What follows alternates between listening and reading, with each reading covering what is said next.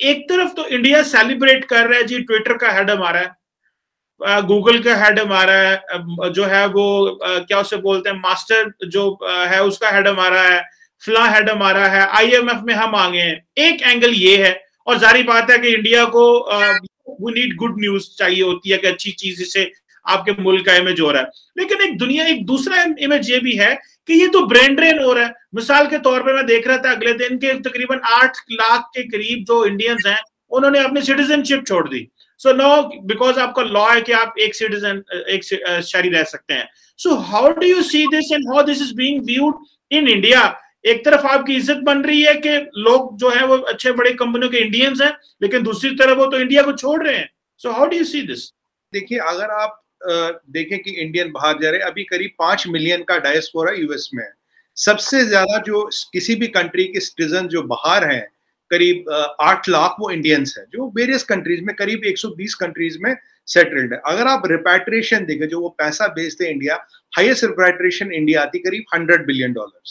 तो ये एक साइड का, और जहां वो जा रहे हैं नाम अपना ऊंचा कर रहे हैं, देश का नाम ऊंचा कर रहे हैं, ये सब एक साइड ऑफ द स्टोरी है। And they somewhere down the line आपके ब्रांड एम्बेसडर्स भी बनते हैं। आज सुंदर पिचाई जी लीजिए, आज अग्रवाल साहब की आवाज कीजिए, सत्य नडेला की बात कीजिए, आज आप किसी की भी बात कीजिए, देखिए है तो ब्रांड एम्बेसडर, बोलेंगे इंडियन ऑरिजिन का, अच्छे नामों के लिए जाना जाता, किसी बुरे नाम, किसी क्राइम, किसी टेररिस्ट एक्टिविटी, इस सब चीजों के लिए नहीं जाने जाते। ये एक साइड, अच्छा ब्रांड एम्बेसडर है भाई, लोग जानते हैं, पहचानते हैं, इंडियन एजुकेशन सिस्टम को मानते हैं कि IIT का नाम जो पूरे दुनिया में हुआ इन लोगों के कारण हुआ है।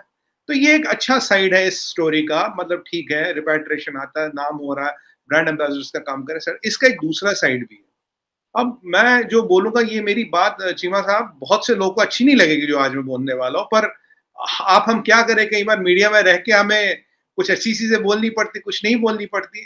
देखिए चीमा साहब, एक करीब 1.5-2 साल पहले की बात है, मैं एक इंडियन अपने नेशनल न्यूज चैनल पे था, तो वहां एक इन्फोसिस के को फाउंडर भी मेरे साथ थे। उस दिन सत्या नडेला जी ने कुछ स्टेटमेंट दिया था, my Infosys should be run by a Bangladeshi Muslim immigrant. तो इन्फोसिस के को फाउंडर साहब मेरे साथ बैठे थे, बहुत बड़ा नाम है उनका।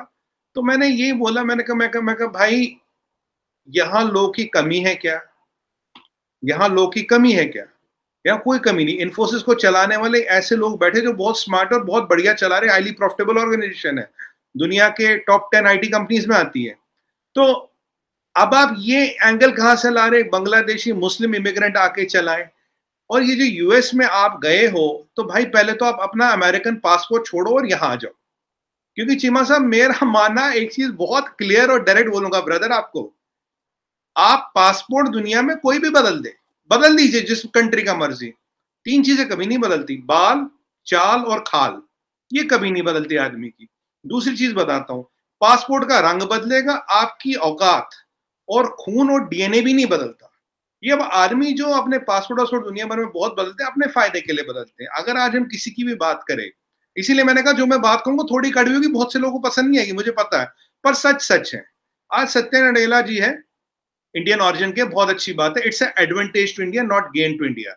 एडवांटेज का गेन में बदल सकती, नहीं भी बदल सकती। आज वो अमेरिकन है, देखिए उनका पासपोर्ट अमेरिकन है, वो अमेरिकन टैक्स पेयर, वो अमेरिकन कंपनी के लिए काम करते हैं। हाँ, हमसे रूट जुड़े, अच्छे काम के लिए जुड़े, इसके लिए हमें we are proud of it, it's some advantages. Kamala Harris के इंडियन रूट्स है, मैडम कमला हैरिस के, it's advantage, but it is not a gain. मुझे बताइए, जहां अब हम देश में हर महीने चीमा साहब 2 यूनिकॉर्न ऐड कर रहे हैं। यूनिकॉर्न तो आप जानते हैं, which has valuation more than $1 billion से प्लस स्टार्टअप जो आता है। We are adding 2 unicorns for every month. We have more than 60-70 unicorns already. And the way, और बाकी ये तो सिर्फ स्टार्टअप्स की बात करो, and the number of billionaires we are making in a year, हम बहुत जल्दी चाइना को पीछे छोड़ देंगे, यूएस को पीछे छोड़ देंगे। यहाँ कोई कमी नहीं है, अपॉर्चुनिटीज की कोई कमी नहीं है, कोई वो नहीं है।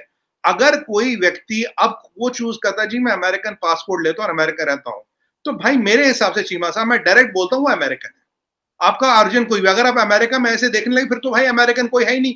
कोई इटालियन, कोई इटली से है, कोई फ्रांस से है, कोई पाकिस्तान से, कोई श्रीलंका से, क्या या तो आप 2nd-3rd जनरेशन अमेरिकन हो, वो अभी कोई है नहीं।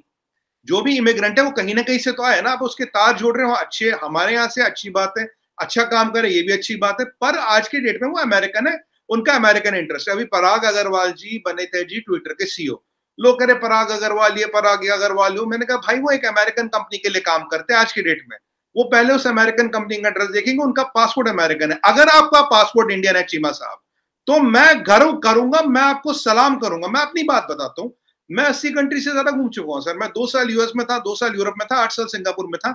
मैंने कभी पासपोर्ट नहीं बदला साहब। मेरे 11 पासपोर्ट भरे मोहरे लग लग के। मेरे पास ऑप्शन था यूएस में बदलने का, सिंगापुर में, यूरोप में। मैंने कहा नहीं, मुझे पासपोर्ट नहीं बदलना, मुझे इंडिया आना है। एक बार एक जापानी मुझे पूछते which is the best country in the world to live, मैंने कहा for me it is India, for me it is India. मेरे लिए भाई इंडिया है। मैं जीना यहाँ, मरना यहाँ, इसकी मिट्टी से होगा, उसी की मिट्टी में जाऊंगा। मुझे बहुत शौक है। अगर आज मैंने पासपोर्ट बदला होता तो मैं आपके साथ ये बात नहीं कर रहा होता। समझ रहे ना आप? तो यहाँ अपॉर्चुनिटीज की कमी कहीं। अब किसी को लगता है भाई वो बाहर जाए, उसका अपना बेटर फ्यूचर है, उसको वहां की सड़कें, गलियां, वो माउंटेन ज्यादा पसंद आती है, तो उनकी अपनी मर्जी, उनकी अपनी वो है। अगर बाहर हैं और उनका पासपोर्ट इंडियन है तो वो आप मेरी तरह 100% इंडियन। अगर जिस दिन उन्होंने पासपोर्ट बदला, जिस कंट्री का पासपोर्ट लिया, उस दिन के नेशनल हो गए, इंडियन ऑरिजिन है, इंडियन रूट है, अच्छी बात है। पर he is American, he is a French, he is a British, और whatever you want to call it. I have very clarity on this sir, it is absolutely clear. क्योंकि आज के date में जिस कंट्री का 700 billion का foreign exchange reserve हो, और IMF कहता फास्टेस्ट ग्रोइंग इकोनॉमी है, मिलिट्री पावर है, न्यूक्लियर ट्राइड है, यहाँ अपॉर्चुनिटीज की कोई कमी नहीं। जहां हम 2 यूनिकॉर्न महीने में बनाते हैं, आप आइए बनाइए ना यूनिकॉर्न। यहाँ आप आइए, मेरे कंधे से कंधा मिला के बनाइए, 4 बना देंगे, 6 बना देंगे भाई। यहाँ क्या नहीं है चीमा साहब, आज यहाँ बताइए यहाँ क्या नहीं है। 20 साल पहले की बात नहीं करता, 20 साल पहले स्थिति दूसरी थी। यहाँ आज के डेट में क्या नहीं है, क्या कमी है यहाँ पे? हाँ, एक समस्या, मैं तो ये भी कहूंगा, आप एक सब्सिडाइज एजुकेशन लेते हैं, IITs में फीस कुछ भी नहीं होती। अगर एक अमेरिकन यूनिवर्सिटी से आप कंपेयर करें, फीस कुछ नहीं, पीनट्स भी नहीं है। आप पढ़ते हैं, लिखते, ठीक है, बाहर जाते हैं। मैं तो कह रहा हूं आप बाहर जाए, पैसा कमाए, यहाँ देश को चलाए ना। एक टाइम बाद देश को बढ़ाए, हमें भी आगे बढ़ाए। जो आज 3 ट्रिलियन की इकोनॉमी, इसको 30 ट्रिलियन बनाने में मदद कीजिए। मैं आपको एक और किस्सा बताऊंगा। मैं यूएस में काम करता था सर, मेरे साथ के जितने थे ना चीमा साहब, ये सारे, मैं पहले कंपनी में था, नाम बोलना ठीक नहीं है, तो उन्होंने बोला यार हम सबमरीन ऑप्स हैं, ये submarine ops, submarine ops, submarine ops. तो मैंने VP इंजीनियरिंग, वो भी सबमरीन ऑप्स। मैंने एक बार पूछा, मैंने कहा यार ये सबमरीन ऑप्स वालों को क्या खास लेते हो यहाँ पे, यहाँ कहानी क्या, सारे सबमरीन ऑप्स के हैं? तो उन्होंने मुझे बोला, ये यूएस की बात कर रहा हूँ, वॉशिंगटन में, उन्होंने बोला कि देखो हमारे यहाँ जो बैचलर्स है, मतलब ना बैचलर्स ऑफ जो डिग्री है, कह रहा वो इतनी महंगी हम अफोर्ड नहीं कर पाते। हम एक यूएस नेवी के साथ कॉन्ट्रैक्ट साइन करते हैं 10 साल का, हमें यूएस गवर्नमेंट बैचलर्स कराता है इंजीनियरिंग, पर 10 साल हमें सबमरीन में बिताने होते हैं, मेटेलिक ट्यूब में। ये पता नहीं अभी कहाँ है, कभी ऊपर आएगी नहीं आएगी। 10 साल बाद हम फारिग होते, फ्री होते, तब हम कमर्शियल वर्ल्ड में जाते। इसीलिए जो तुझे सारे दिख रहे हैं सबमरीन ऑप्स वाले दिख रहे हैं, क्योंकि लाखों डॉलर लगती है ग्रेजुएशन करने में। मैं तो खुद कॉर्नल से पढ़ा, मैं कॉर्नल एलुमनाई, कहते हैं लाखों डॉलर लगती है जी ग्रेजुएशन करने में, हमारे पास पैसे नहीं। और यहाँ देखे, यहाँ तो सर चन्ने के भाव में ग्रेजुएशन होती है आज की डेट में भी, सरकारी या IIT या गवर्नमेंट कॉलेजों में, और बहुत बढ़िया एजुकेशन है, IIT का लोहा था, दुनिया मानती है। दूसरा किस्सा बताऊंगा, मैं साइप्रस में काम करता था, तो मैंने देखा जो मेरे यूक्रेनी है, सारे यूक्रेनी काफी इंजीनियर थे, सबके पास चीमा साहब PhD था इकोनॉमिक्स में। मैं कहा भाई तू PhD इकोनॉमिक्स का कर, वो कंप्यूटर कैसे चला रहा भाई, सारे इकोनॉमिक्स में PhD। मैंने कहा ये क्या चक्कर है, मैंने पूछा, मैंने कहा भाई साहब ये मुझे जरा बताओ यार, मैं आज तक नहीं देखा यार इकोनॉमिक्स वाला कंप्यूटर इंजीनियर, रडार इंजीनियर, ये भाई क्या क्या माजरा है। उन्होंने मुझे बोला जब सोवियत यूनियन थी तो सोवियत यूनियन डिसाइड करती थी यूक्रेन पढ़ेगा केमिस्ट्री, आर्मीनिया पढ़ेगा बायोलॉजी, और ये पढ़ेंगे जूलॉजी। तो इसलिए जो हम जितने भी ये यूक्रेन के, ये सब आपको बाय डिफॉल्ट इकोनॉमिक्स पढ़े ही मिलेंगे, क्योंकि ये USSR डिसाइड करता था। और इतना पोस्ट कार्ड जितनी ना ये आइडेंटिटी कार्ड होता चीमा साहब, उतनी उनकी सर्टिफिकेट होती थी PhD की। दुनिया में कहीं नहीं चलती थी, यूरेशिया को छोड़ के। कह रहे मैंने कंप्यूटर कैसे सीखा, कहता खुद। मैंने कहा नॉलेज कैसे, कहता खुद। क्यों सीखा, इंटरेस्ट है। क्यों सीखा, नौकरी करनी है।